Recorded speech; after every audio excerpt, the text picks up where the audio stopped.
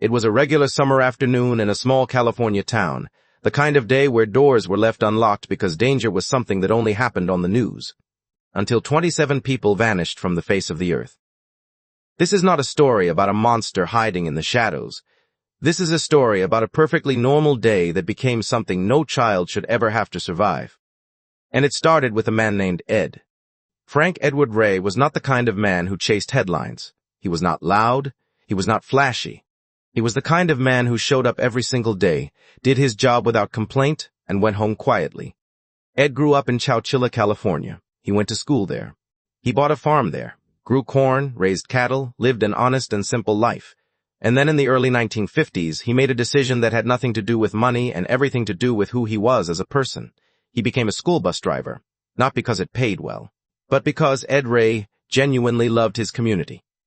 Driving children to school every morning and bringing them safely home every afternoon, that was his way of giving something back to the town that raised him.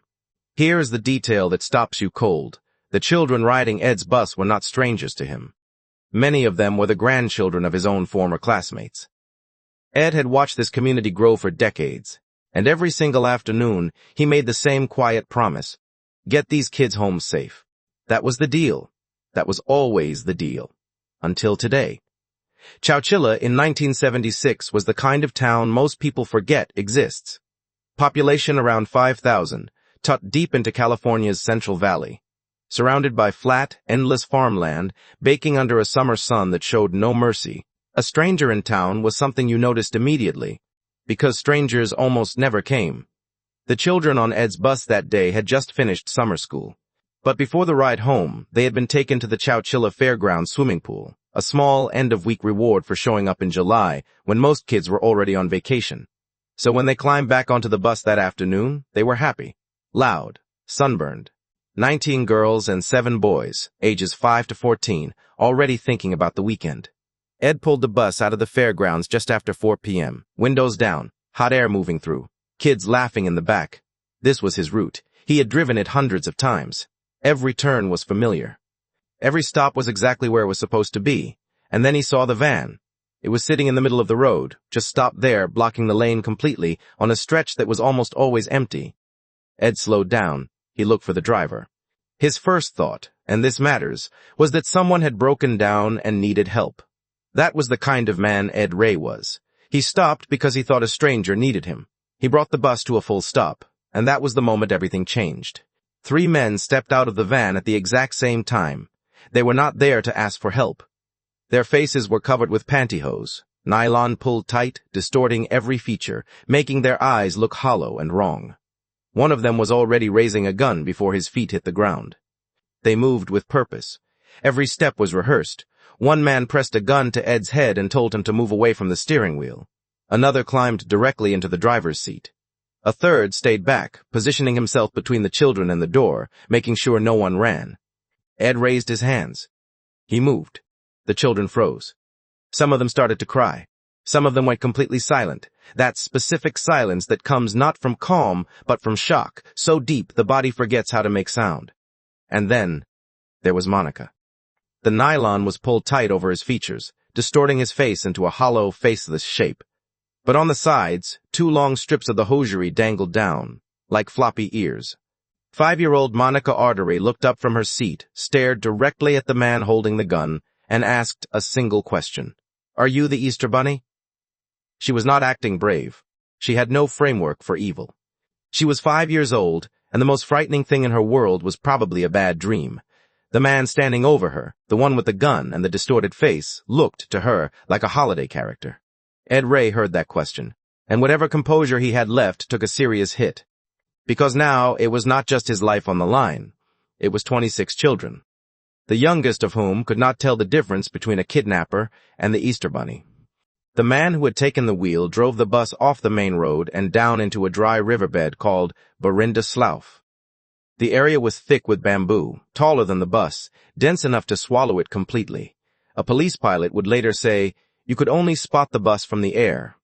From any road, from any direction on the ground, it was completely invisible, and there was already a second van waiting there. That second van did not show up by accident. Someone had driven out to this specific riverbed before, possibly more than once, to confirm that a full-size school bus could disappear inside it without leaving a trace. Now came the detail that reveals exactly how deeply this had been thought through.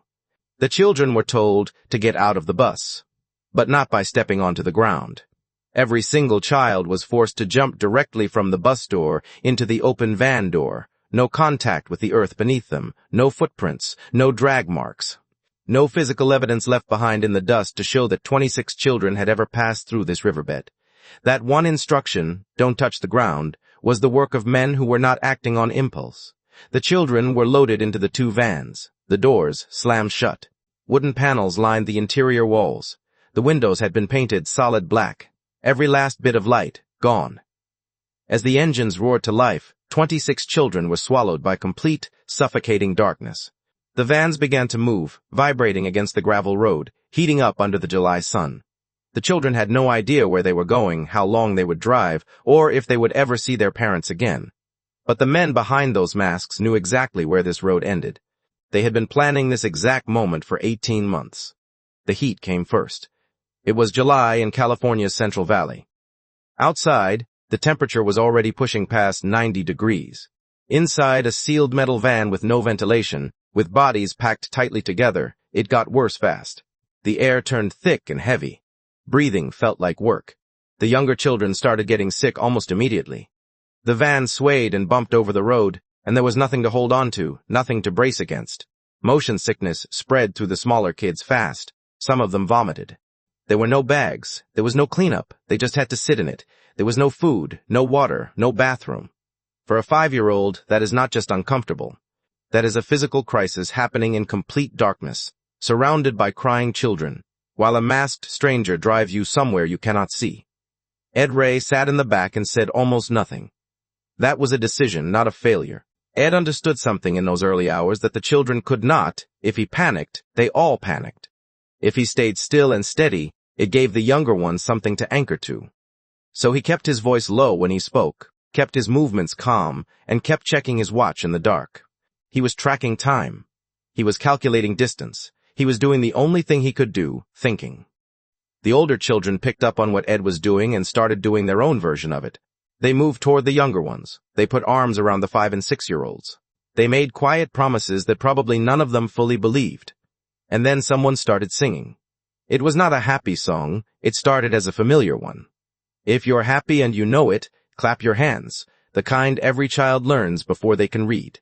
But the children in that van were not happy, and they knew it. So somewhere in the dark, the lyrics changed. If you're sad and you know it, clap your hands. Think about that for a moment.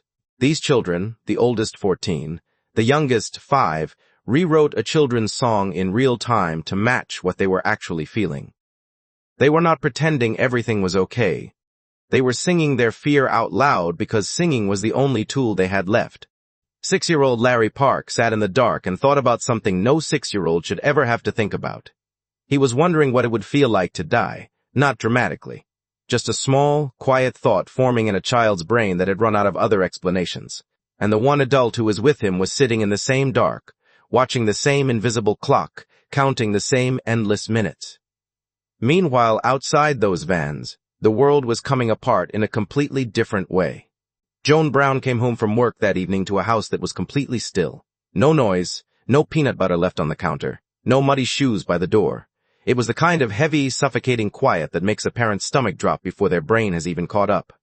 Across Chowchilla, that exact same stillness was settling into 26 different homes. 26 dinner tables sitting empty, waiting for children who were already miles away. In 1976, there was no way to track a vehicle in real time, no alerts, no cameras on every corner.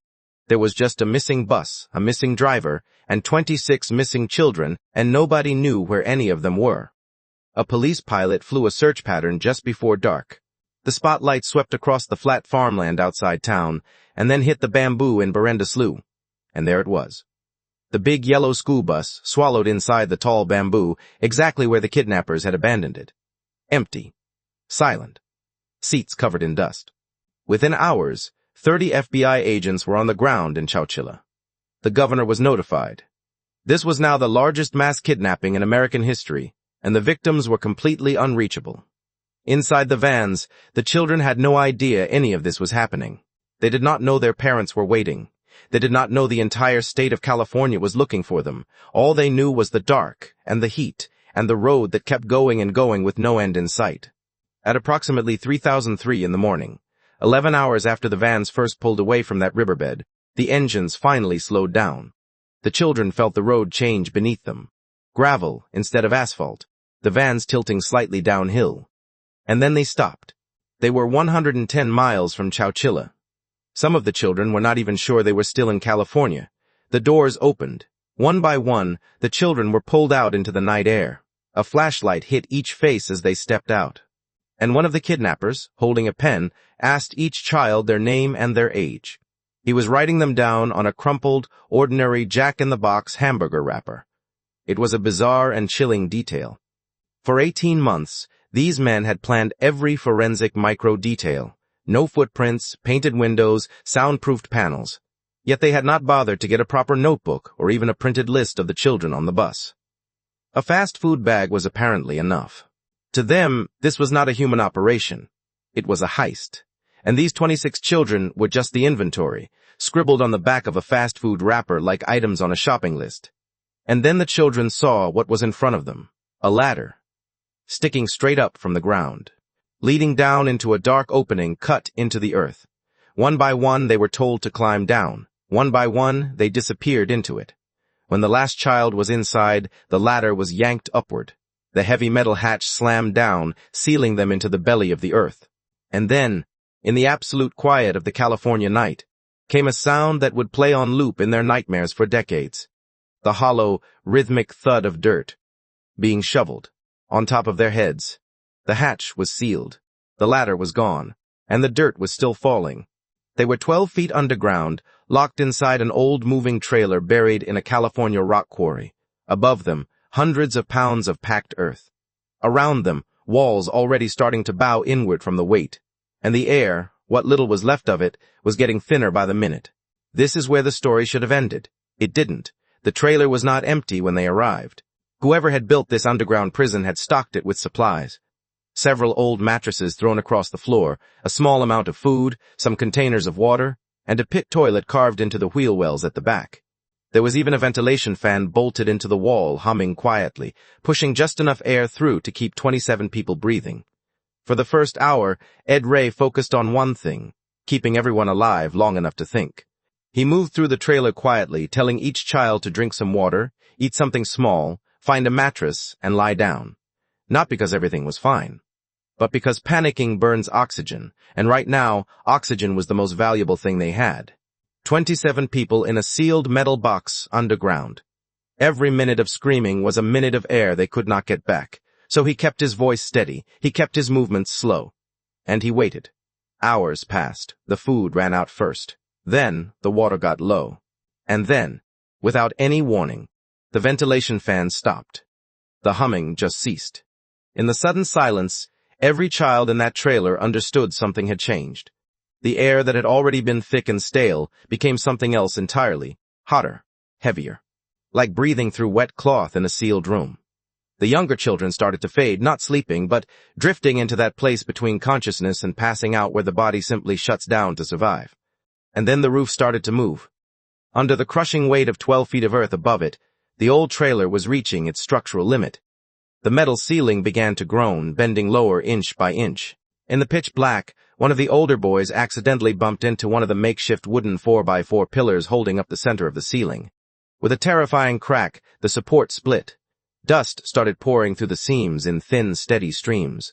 The walls were bowing inward. The trailer was not just a prison anymore. It was actively collapsing. Some of the children stopped crying, not because they felt better, but because they had reached the place beyond fear where the body simply goes quiet. They had started to accept it. 12 feet underground, air running out, ceiling coming down, no one above ground knowing where they were. This was going to be their grave. And then a 14-year-old boy stood up. Michael Marshall was the oldest child on that bus. Old enough to understand exactly what was happening, and old enough to decide he was not going to let it happen without a fight. He stood up in the middle of that collapsing trailer and said it plainly. "I am not dying without trying to get out." Ed Ray looked at that boy. And something shifted, because Ed had been managing the situation, keeping people calm, conserving energy, waiting for an opening. But Michael was not managing. Michael was refusing. And sometimes refusing is exactly what a moment needs. A 55-year-old bus driver and a 14-year-old boy looked at each other in the dark and started making a plan. The mattresses. They dragged every mattress in the trailer and began stacking them directly beneath the hatch in the roof. One mattress, then another, building a tower that climbed toward the ceiling as the ceiling slowly came down to meet it. The other children helped where they could, steadying the pile, passing up wooden slats pulled from the bed frames to be used as tools. When Ed and Michael climbed to the top of the mattress tower and pressed their hands against the hatch, they felt something immediately wrong. It did not move at all. What they could not see from inside was that the kidnappers had placed 2 industrial batteries directly on top of the hatch before burying it. Each battery weighed 100 pounds, 200 pounds of dead weight, plus packed earth and gravel on top of that, sitting between 27 people and open air. They were trapped by 200 pounds of dead weight, topped with a mountain of packed gravel. Inside, the temperature had skyrocketed past 100 degrees. There was almost no air left. The younger children, barely conscious, pooled the last drops of their warm water and splashed it onto Ed and Michael's faces just to keep them from blacking out. On the mattress tower, it was a battle of pure friction and dying muscle. Then, with a metal-on-metal screech, the hatch shifted. Just an inch, maybe less. But it moved. Michael jammed a piece of wood into the gap before it could fall back. He pushed the metal plate sideways, and then he dug, with his bare fingers, into the packed earth above his head, in complete darkness, pulling dirt down into the trailer by the handful. His body was running on nothing, no food, almost no water, barely enough oxygen to stay conscious. He kept digging anyway. And then, it happened. A single ray of light broke through the opening, just one thin beam cutting down through the dust and the dark. The particles floating in the stale air caught that light and glowed, like tiny stars suspended in the darkness, drifting slowly in a space that had known nothing but black for 16 straight hours. Dozens of exhausted, terrified children looked up at that light. And for the first time since the doors of that van had slammed shut the night before, they believed they might actually survive this. Michael pulled himself up through the opening and looked around. The quarry was still. No one in sight. He looked back down through the hole. The coast is clear. One by one, Ed and Michael lifted the children up through the opening. Smallest ones first. Hands reaching down, hands reaching up, each child pulled out of the ground and into the open air. When the last child was out, the boys reached back down and pulled Ed Ray up after them. All 27. Every single one. Alive. 27 silhouettes emerged from a hole in the dirt, blinking into the fading light of a world they thought they would never see again. They ran blindly across the gravel until they stumbled upon a small guard shack at the edge of the quarry. When the night watchman called the police, the reality of the map finally hit. They were not anywhere near home. They were in Livermore, California, over 100 miles from Chowchilla. It was 8 p.m. on July 16th. 36 hours after a routine trip to the swimming pool, every single child was alive. But the nightmare was not over. The men who had buried them were still out there, still free. And what those men did next, when they realized their multi-million-dollar plan had simply walked away, nobody could have predicted. The kidnappers had everything planned perfectly. Except one thing. They forgot to stay awake. Here is who these men actually were. Frederick Newhall Woods, 24 years old. The son of the man who owned the exact quarry where the children had just been buried. He had grown up with more money than most people see in a lifetime, heir to not one but 2 prominent California family fortunes. People who knew him described him the same way, over and over, a loner. Someone who never quite met his father's expectations, someone who had access to extraordinary wealth but somehow still managed to feel like he had nothing. James Schoenfeld, also 24. His father was a wealthy podiatrist in Menlo Park. James had watched his friends buy sports cars, take vacations, live without financial anxiety of any kind. He would later tell a parole board, with no apparent embarrassment, that he did what he did partly because he was jealous of friends who had, his exact words, his and hers Ferraris. Richard Schoenfeld, James's younger brother, 22 years old. Same wealthy background, same comfortable upbringing, same decision to throw it all away for a plan that made sense only to people who had never faced a real consequence in their lives. All 3 had graduated from Woodside High School, one of the most affluent school districts in California. All three came from the kind of families where the word struggling never applied, and all three were somehow deeply in debt. Not the kind of debt that comes from poverty, the kind that comes from spending money you do not have yet on things you do not need now. But what pushed them over the edge was something almost laughably specific. Woods and James Schoenfeld had struck a deal with the city of Mountain View to restore a historic Victorian mansion called the Rengstorff House, a 15-room structure built in 1867, sitting abandoned and falling apart. The restoration would cost roughly $100,000. They wanted the mansion for themselves. They had the vision. They did not have the cash, so they decided to get it. The plan did not come from nowhere. Two sources fed it directly. The first was a short story called The Day the Children Vanished, by author Hugh Pentecost, a fictional kidnapping story that had been sitting on the shelf of the Chowchilla Public Library, available to anyone who cared to check it out. The second was a scene from the 1971 Clint Eastwood film Dirty Harry, in which a criminal hijacks a school bus full of children and holds them for ransom. A library book. A Hollywood movie. These were the blueprints for the largest mass kidnapping in American history.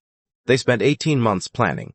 18 months of journals, maps, handwritten notes, fake identification documents, and careful forensic thinking. They purchased 2 vans and modified both, painting the windows black, lining the interiors with soundproof wooden panels, converting them into mobile holding cells. They located the buried trailer months in advance and used heavy machinery to sink it into the quarry floor. They thought about footprints. They thought about tire tracks. Inside Fred Woods' room at the family's 78-acre Portola Valley estate, investigators would later find detailed journals, a draft of the ransom demand, maps of the quarry and surrounding roads, receipts for the vans and the trailer, multiple sets of false identification, one of the guns, used in the kidnapping, and pages of messy notes matching the exact fast food wrapper they had used as an inventory list at the quarry. The forensic trail did not just lead to Fred Woods. It started in his own bedroom. The plan for collecting the money was equally elaborate. The $5 million was to be dropped from a small plane into the Santa Cruz Mountains 1 hour before dawn. In cash. Under complete cover of darkness. They had thought of almost everything. Almost. On the evening of July 15th, after the children had been sealed underground, the 3 kidnappers sat down to make their ransom call to the Chowchilla Police Department. The line was busy. They tried again. Still busy. The phone lines into the Chowchilla Police Department were completely jammed. 26 families were all calling at the exact same time trying to find out where their children were. The volume of incoming calls was so overwhelming that the kidnappers could not get a single outgoing line through. So they decided to wait a few hours and try again in the morning, and then they went to sleep. 3 men who had just buried 27 people alive in a California rock quarry went to sleep. When they woke up and turned on the television, the news was already running. The children had escaped. Ed Ray and 26 kids had dug their way out of the ground in the middle of the night. Every single one of them was alive and already talking to police. The $5 million was gone. The perfect crime was dead. Within 24 hours, the FBI had the name of the quarry owner's son. The connection was not difficult. Who else had unlimited access to that specific quarry, the keys to its gates, and the heavy equipment needed to bury a full-size trailer 12 feet underground? But by the time federal agents swarmed the Woods family estate, the house was empty. The 3 wealthy boys had panicked and run, scattering across the country, trying to outrun the largest federal manhunt in California history. 3 men who had spent 18 months planning the perfect crime were now officially on the run with no plan and no backup. And from wherever Fred Woods was hiding during those desperate days, he was not thinking about what he had done to 26 children. He was already thinking about something else entirely. He later wrote a letter to a friend from behind bars. "I think it would make a damn good movie of the week, if not a feature. It's big, real big, and a hot item everybody wants to know about. All I want is a % of it." The man who had buried children alive for money was already calculating how to turn the story into profit. The plan had not failed because of a flaw in their 18-month strategy. It had failed because they treated human lives as math. They assumed that wealth and privilege would shield them from every consequence. As the prison doors finally slammed shut behind all 3 of them, the town of Chowchilla exhaled. Everyone assumed the law would now handle the rest, that justice would be clean and final and permanent. They were wrong. Because 4 years later, the real betrayal began.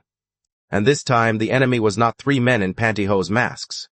It was the law itself. The judge gave them life in prison. The survivors finally exhaled. But 4 years later, everything changed. And this time, the enemy was not 3 men in pantyhose masks. It was the system that was supposed to protect the people they had broken. The trial itself was almost clean. All 3 men pleaded guilty to 27 counts of kidnapping for ransom and robbery. The evidence in Fred Woods' bedroom alone was enough to bury them 10 times over. But there was one charge they refused to plead guilty to: infliction of bodily harm. That refusal was not accidental. It was strategic. Under California law at the time, a kidnapping conviction combined with bodily harm carried a mandatory sentence of life in prison without any possibility of parole, ever. No hearings, no second chances, no way out. So they fought that specific charge. They went to trial on it, and they lost. A judge found all 3 guilty.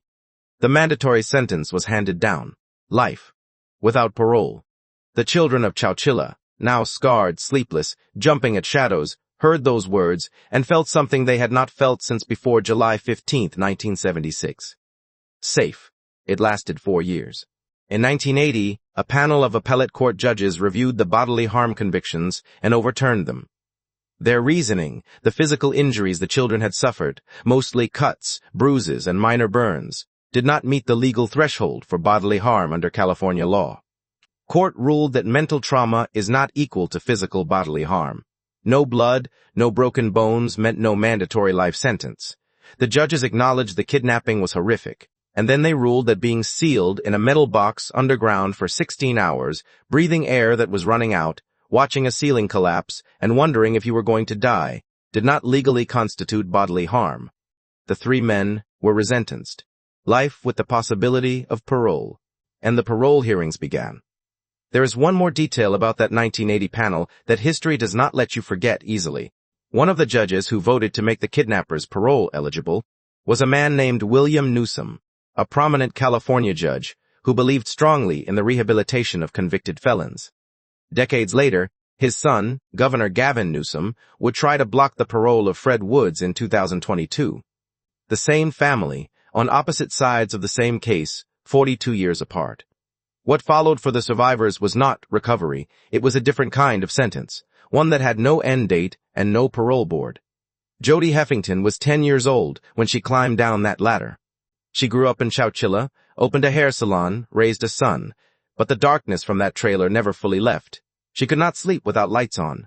She stopped driving because the feeling of being in a moving vehicle with no control, even in broad daylight, sent her back to that van. Small, closed spaces. The sound of an engine in the dark. Things that most people never notice became daily landmines. And every few years, she had to get up and go to a parole hearing. She attended dozens of grueling hearings across the decades, sitting in the same small room as the men who had buried her alive, listening to their lawyers argue that they had changed, that enough time had passed. And every time, she had to stand up and explain, again, what that night had done to her, not to get justice. That ship had sailed in 1980. Just to try to prevent them from walking free. Jody Heffington died in 2021, before any of the 3 men had fully completed their sentences. She never got to see the end of it. The system she had fought inside for decades outlasted her. Meanwhile, inside prison, Fred Woods was building an empire. While the survivors were fighting anxiety attacks and nightmares, Woods, heir to a family fortune described in one court filing as over $100 million, was running multiple businesses from his prison cell. A Christmas tree farm called Ambria Acres, a gold mine near Lake Tahoe called Little Bear Creek, a used car business with a warehouse full of collector vehicles. At one point he owned approximately 60 collector cars, some inherited, some purchased from behind bars. He had contraband cell phones, which prison officials found during searches. He was caught with pornography. He got married 3 times while incarcerated. And with his trust fund, he purchased a mansion in Nipomo, California, Ocean View, appraised at $1.5 million, that sat mostly vacant, waiting for him 30 minutes down the road from the prison. The survivors got therapy bills. Fred Woods got an oceanfront property. What finally exposed his prison business empire was not a prison audit. It was a workers' compensation claim. A man named Michael Bianchi, who managed aspects of Wood's gold mine and other businesses, injured his back and shoulder on the job. When he filed for workers' compensation, the paperwork made clear that the man running the operation was sitting in a cell at the California Men's Colony in San Luis Obispo. The entire operation unraveled from a single insurance claim. Years prior, the surviving victims had filed a civil lawsuit against their captors. The eventual settlement was paid out of Fred Woods' massive trust fund. The exact amount was never disclosed publicly. One survivor described what each of them received as, and these are the exact words, enough to pay for some serious therapy, but not enough to buy a house. Richard Schoenfeld was paroled in 2012, 36 years after the kidnapping. He went to live with his mother in an upscale neighborhood outside San Francisco. James Schoenfeld was paroled in 2015. Fred Woods fought parole hearing after hearing and was denied repeatedly. For minimizing the crime, for the contraband phones, for the pornography, for never fully accounting for what he had done to 26 children. On his 18th attempt, in March 2022, 2 commissioners finally recommended his release. Governor Gavin Newsom referred the decision for further review, trying to block it. The board upheld the recommendation anyway. On August 17, 2022, 46 years after he buried 26 children alive in a California rock quarry, Frederick Newhall Woods IV walked out of prison at the age of 70. A multimillionaire, a free man. All 3 of them were out. And the survivors, the people who had spent 46 years carrying nightmares, panic attacks, broken relationships, and the specific and permanent damage of being buried alive as children, were still carrying all of it. The kidnappers served their sentence and went home. The victims are still serving theirs. And unlike the men who put them underground, theirs has no release date. They survived being buried alive. But some wounds don't heal, no matter how many years pass, no matter how much time the calendar puts between you and that dark, collapsing trailer, no matter how many times you tell yourself it's over. For the children of Chowchilla, it was never fully over. In the days after the escape, a Los Angeles organization took the children to Disneyland. The idea was well-meaning. Replace the dark memory with a bright one. Give these kids something better to dream about. It didn't work that way. Because trauma doesn't get overwritten by a trip to a theme park. It gets layered underneath everything else. It shows up later, in ways nobody predicted, in forms nobody had a name for yet. In 1976, the word trauma existed. But the clinical diagnosis of post-traumatic stress disorder, PTSD, did not. Not for children. Not even, officially, for war veterans returning from Vietnam. The prevailing belief among mental health professionals at the time was simple and completely wrong. Children are resilient. They bounce back. They forget. A child psychiatrist named Dr. Lenore Terre decided to find out if that was actually true. Terre began interviewing the Chowchilla children shortly after the kidnapping and kept following up with them for years. What she found destroyed the children are resilient. Theory completely. Every single one of the 26 children showed post-traumatic effects, not most of them. Every single child, including the ones who appeared fine on the outside. The symptoms spread in directions nobody expected. Some children developed intense, specific phobias, fear of the dark, fear of being enclosed, fear of cars, fear of the wind, fear of their own kitchen, fear of mice, fear of dogs. One child developed such a severe fear of broken-down vehicles on the road that when a Japanese tourist's car stalled in front of his house, he shot the man with a BB gun. His body had been reliving July 15th, and his nervous system responded the only way it knew how. Some survivors ended up in prison themselves, for what researchers carefully described as doing something controlling to somebody else. The experience of being completely powerless had rewired something deep inside them. Dr. Terre's research became the foundation of everything we now know about childhood PTSD. Her work, built entirely on what happened to 26 children in Chowchilla, set the clinical standards that mental health professionals still use today. When the shootings happened at Columbine, at Sandy Hook, at Uvalde, the frameworks used to treat those children, all of it traces back, in part, to a dry California riverbed and a buried trailer and 26 kids who should never have had to teach the world anything. Their suffering built the map that everyone else now uses to navigate. The mapping didn't stop at psychology. Chowchilla fundamentally altered American infrastructure. Before 1976, school buses vanished into communication black holes. No tracking, no protocol, No emergency command structure for a missing vehicle full of children.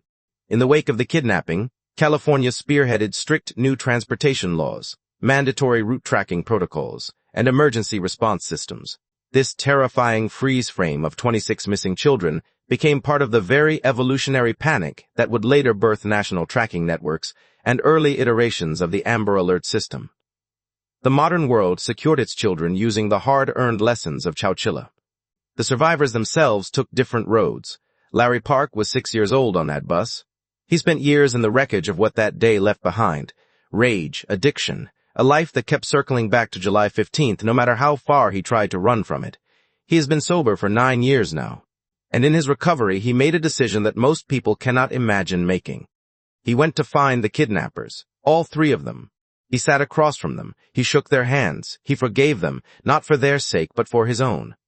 He later wrote a book, and in the acknowledgments listed Fred Woods, James Schoenfeld, and Richard Schoenfeld by name, crediting them, in a painful and complicated way, for showing him that people can change.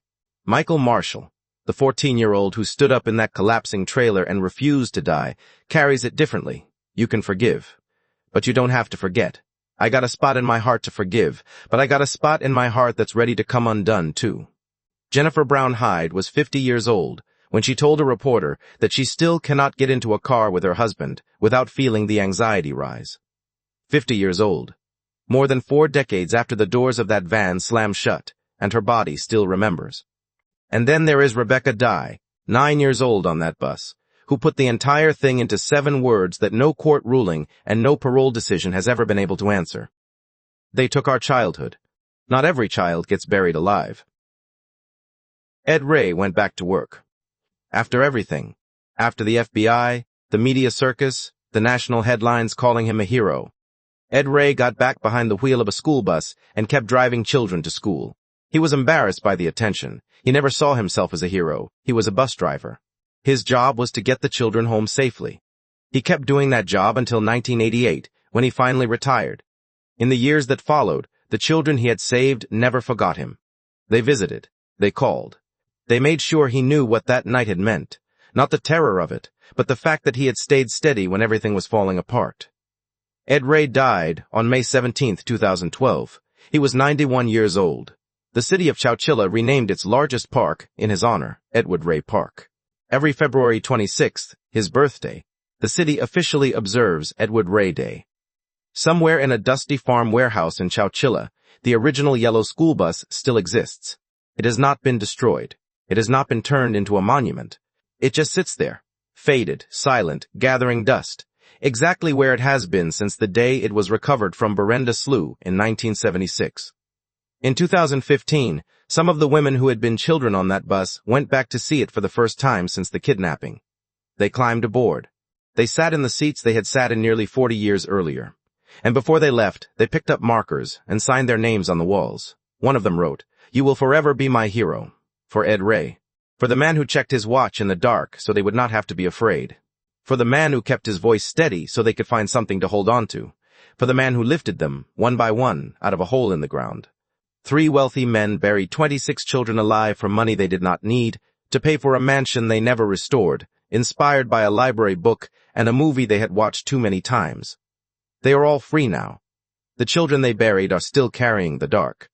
Some found peace. Some found forgiveness. Some are still fighting. And some, like Jody Heffington, fought until they simply could not fight anymore. But all of them survived something that should have killed them. And the world, whether it knows it or not, is better at understanding human suffering because of what they endured. That does not make it right. It just makes it true. Ed Ray climbed back behind the wheel because he believed his job was not done until every child was home. But 46 years later, with all 3 men free, the scales of justice feel heavier than ever. Did the system fail these children, or did it work exactly the way it was designed to for the wealthy? Tell me your thoughts in the comments below.